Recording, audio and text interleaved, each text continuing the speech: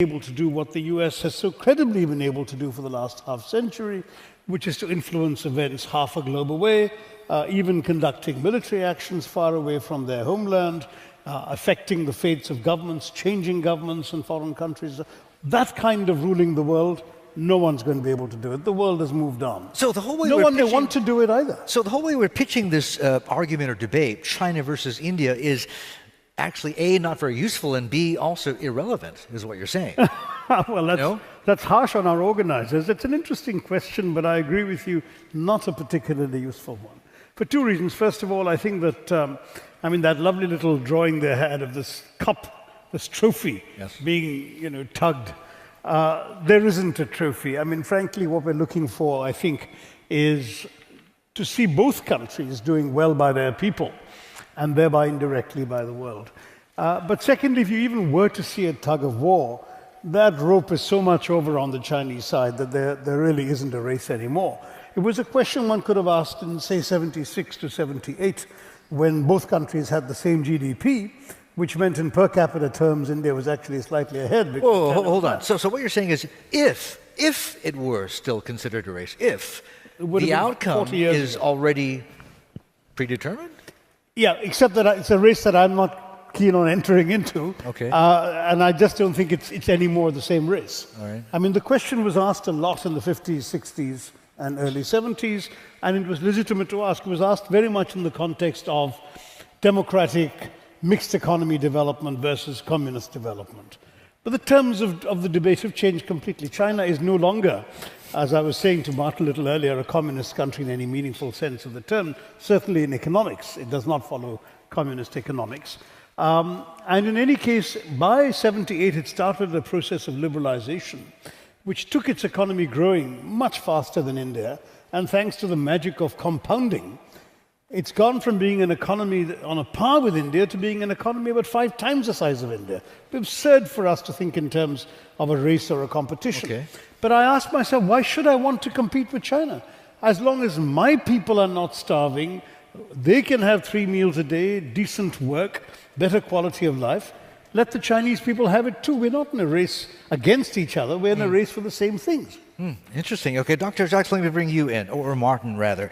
One of the premises of your book is, When China Rules the World, is at some stage, it's a question more of when as opposed to if China will overtake the United States to become the biggest economy in the world, number one.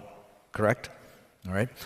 Let me ask you now, though, with what China's been going through the last 2-3 years, the slowdown, worries about this debt bomb, worries about the rebalancing, worries about corruption as well.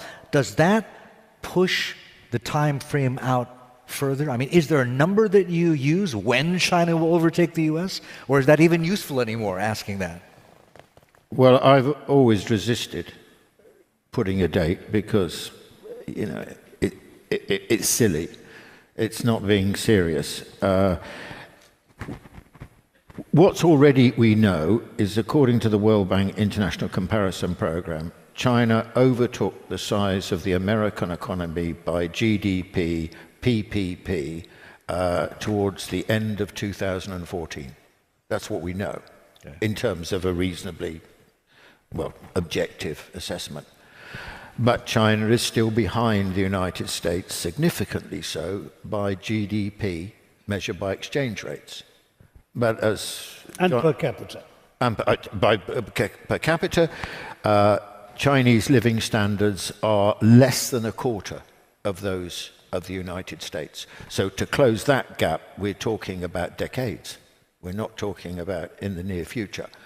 In terms of GDP by exchange rates, then I think China will overtake the United States within the next few years.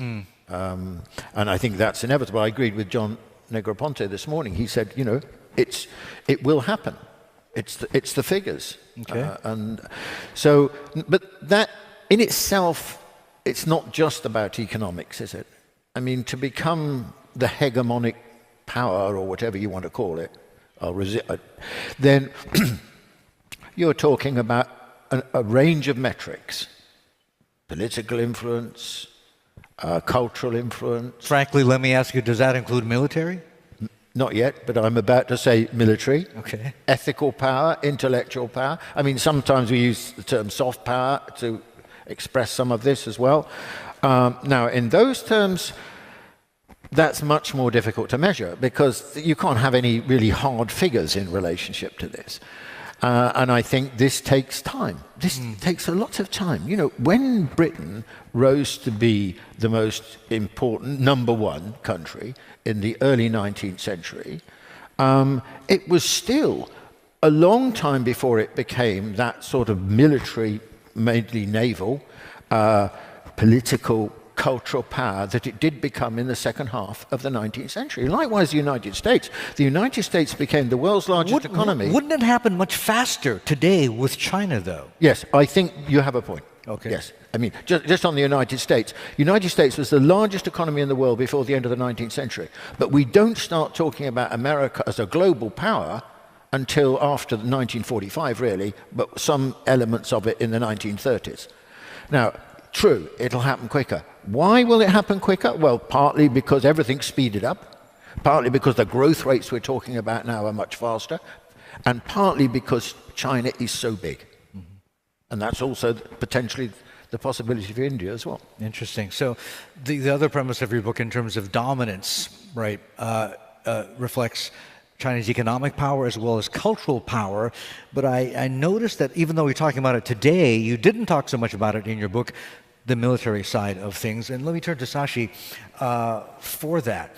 From India's perspective, or maybe even your own personal perspective, how much does India fear China's resurgence? Well, we have the world's longest unresolved frontier between us, and that dispute is one that for some decades we've been under the impression China doesn't want to settle. They seem to enjoy keeping it slightly alive so they can throw India off balance once in a while.